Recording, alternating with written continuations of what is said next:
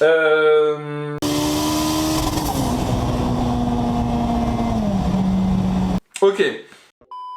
Yo la fam, j'espère que vous allez bien. Aujourd'hui on se retrouve pour un nouvel épisode des transferts de pièces de la GTI à la Rover 100. Et c'est parti pour le générique.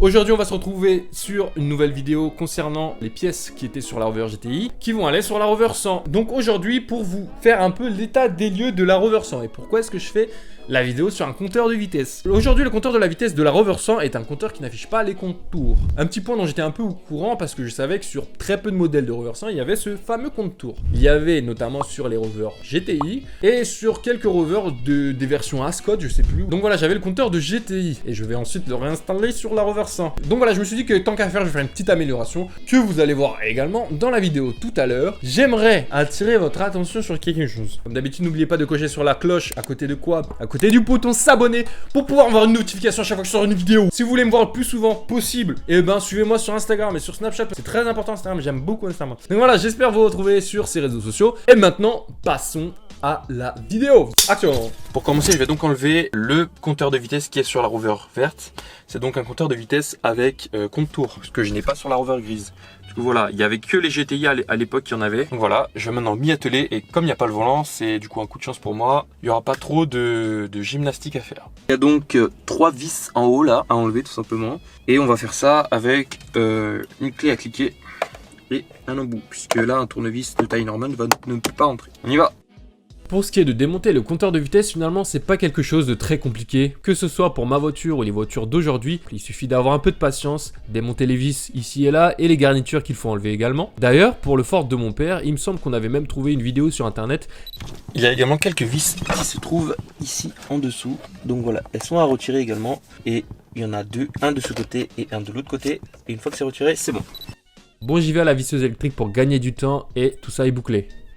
Comme on peut le voir, il y a donc les commandes qui sont encore attachées par leur faisceau. Il faut tout simplement les déclipser. Et pour déclipser des broches des commandes, je vous conseille de ne pas tirer sur le câble, mais plutôt de tirer directement sur la base du socle. Ces socles-là n'ont pas bouché depuis des dizaines d'années, donc il se peut que ce soit un peu difficile à enlever, mais elles viendront bien tôt ou tard. Nous voilà maintenant face au compteur de vitesse. Il reste donc 4 vis là qu'on peut voir. 1, 2, 3 et 4 derrière. Une fois que ça sera bon, et ben on pourra tout simplement le retirer. Et derrière, on a encore des connexions qu'on devra enlever.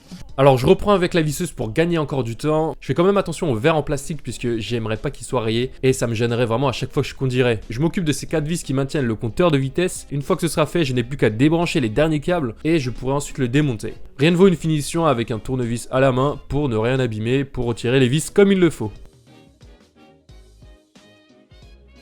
Donc voilà, on a déjà les 2 connecteurs ici qu'on va commencer à débrancher pour pouvoir tirer le compteur de vitesse. Alors, un instant. Hop là. C'est pas très compliqué, c'est juste des clips. Mais il faut avoir le coup de main pour le faire. Voilà, hop. Et donc, ici, on a un clip. Et de l'autre côté aussi, normalement. Donc, et voilà, ça c'est enlevé. On a également le câble d'accéléromètre derrière, qu'on ne voit pas encore, qui est relié à la boîte de vitesse pour donner la vitesse à laquelle on roule. Donc voilà. Une fois que tout est débranché, on va l'enlever de son encastrage. Donc voilà, après avoir beaucoup galéré, vous n'avez pas pu le voir sûrement parce que j'ai coupé la caméra à ce moment-là, c'était vraiment compliqué de filmer et de le retirer. Il est là. Donc tout simplement, je vais l'installer avec la Rover grise. Je vais faire quelques mises à jour ici des ampoules et puis on va voir ça. Allez. Et je ne vais pas l'installer tout de suite parce que j'ai quelques modifications à faire avant de le mettre dans la Rover. Je vais commencer d'ailleurs par enlever le verre en plastique par l'avant. J'ai des languettes en haut et en bas qui le maintiennent. Il me suffira d'appuyer simultanément pour pouvoir le retirer facilement. Une fois que le verre est enlevé, j'ai des vis qui maintiennent le deuxième encastrage. Donc pareil, je n'ai plus qu'à les dévisser pour pouvoir enlever le deuxième encastrage. Et vous allez voir pourquoi j'ai besoin d'enlever tout ça.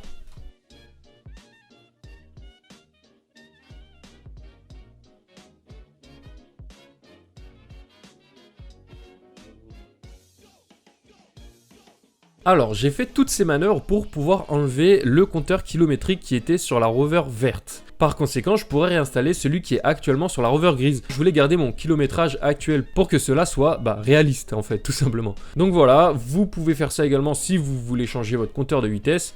Bien sûr, faites ça de manière raisonnable et toujours gardez le bon kilométrage sur votre voiture. À part si un jour vous faites une restauration complète de la voiture, remettez-le à 0. Je vous ai parlé d'amélioration tout à l'heure. Justement, j'ai installé des LED au lieu des halogènes d'origine. Ils éclairent plus fort et sont blancs. Donc voilà, j'ai pas réfléchi longtemps avant de les changer. Faites attention parce qu'il y a une polarité sur ces LED là, donc elles peuvent ne pas fonctionner d'un sens. Il suffira de les retourner dans l'autre sens. Ok, maintenant retour à la voiture, on va réinstaller le compteur de vitesse. Bien sûr, on va faire une installation d'abord temporaire pour pouvoir voir si tout fonctionne convenablement. Donc ce que l'on va faire, c'est qu'on va réinstaller les deux broches qui se branchent derrière le compteur des vitesses et on va faire tourner la voiture, actionner les clignotants, les warnings et également les phares pour pouvoir voir si tout fonctionne bien comme il le faut.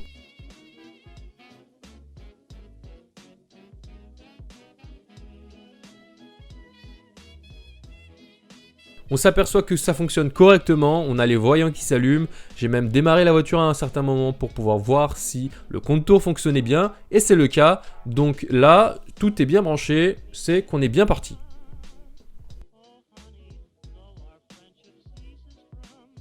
Alors, petite technique parce que là il faisait encore jour pour voir si les LED à l'intérieur fonctionnaient bien quand je mettais les feux de position. Je me suis mis un pull sur la tête pour être dans le noir. J'ai d'abord laissé les LED derrière le compteur qui éclaire donc les compteurs. Puis j'ai réinstallé les LED qui éclairent devant le compteur pour voir si les deux parties fonctionnaient bien et c'est bon, c'est le cas, donc parfait, on peut refermer. Wouh! Alors là c'est une partie un peu spéciale de Rover 111, on a une tige qui relie le compteur de vitesse et la boîte de vitesse, je vais vous expliquer maintenant tout de suite dans quelques secondes pourquoi.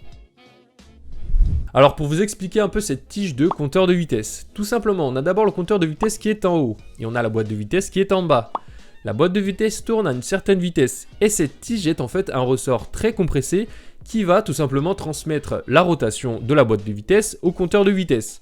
Le compteur va donc calculer la vitesse de rotation pour pouvoir donner une indication de vitesse sur le tableau de bord. Cette tige est en deux parties, d'abord la première partie qui va du compteur jusque devant la boîte de vitesse et de devant de la boîte de vitesse jusque dans la boîte de vitesse. Cette tige en métal est dans un conduit flexible et justement pour pouvoir tourner à une bonne vitesse et pour ne pas être obstruée, elle a besoin d'être lubrifiée. C'est pourquoi j'ai mis de l'huile mécanique dans le conduit pour qu'elle ne soit jamais gênée dans sa rotation.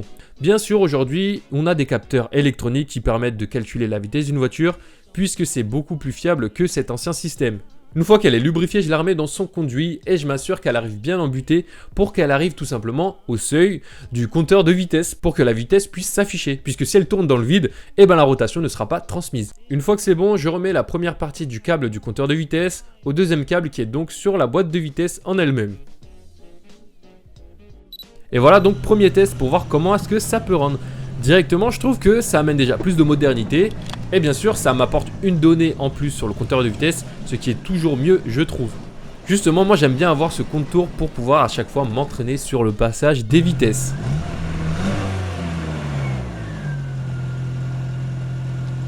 Ce qui est cool avec le compte-tour, c'est qu'on peut maintenant voir quand la voiture est chaude. Je sais qu'on peut le voir également sur la température d'eau, mais également on peut le voir quand le ralenti va commencer à baisser. Donc ça, c'est plutôt cool. Après, je vous avoue que quand je fais des petits rêves en anglais c'est rêves.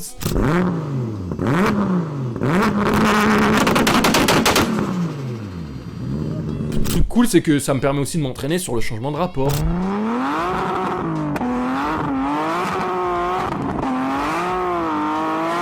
Avant de changer de compteur, j'avais réfléchi à acheter un compteur additionnel. Eh oui, ça existe, vous pouvez acheter des compte-tours additionnels. Je vous mettrai quelques images là sur le Teco. Pour d'autres features, ça existe aussi pour la température d'eau, d'huile, pression de turbo, mais du coup comme j'ai pas de turbo, pas besoin. Il y a pas mal de trucs, donc je sais pas si un jour je m'en prendrai un, peut-être que ce sera l'objet d'une vidéo. Dites-moi dans les commentaires si ça vous intéresserait, peut-être que j'en ferai une. D'ailleurs pour les détenteurs de Rover 100, dites-moi si l'astuce avec l'huile sur la tige compte de vitesse fonctionne pour vous, ou si vous avez une autre astuce, parce que moi, à partir de 50 km/h, eh ben, j'ai mon aiguille qui fait ça, et donc c'est un peu chiant de pas savoir à quelle vitesse je roule, ou d'avoir juste une fourchette, c'est un peu relou quand ça a des radars quand même. Pour ceux qui cherchent le modèle de LED que j'ai utilisé pour le compteur de vitesse, vous l'aurez en description, et franchement moi je trouve que cette amélioration est plutôt cool, parce que ma voiture est en full LED, donc finalement c'est en adéquation avec tout le reste, donc voilà, ça la modernise un peu, moi j'adore. Et je sais que vous pouvez changer la couleur, il y en a en bleu, il y en a en rouge, moi je préférais faire simple. Et j'espère que cette vidéo vous a plu et j'espère vous retrouver très prochainement pour de nouvelles aventures. Et je vous dis à la prochaine. Allez, coupe.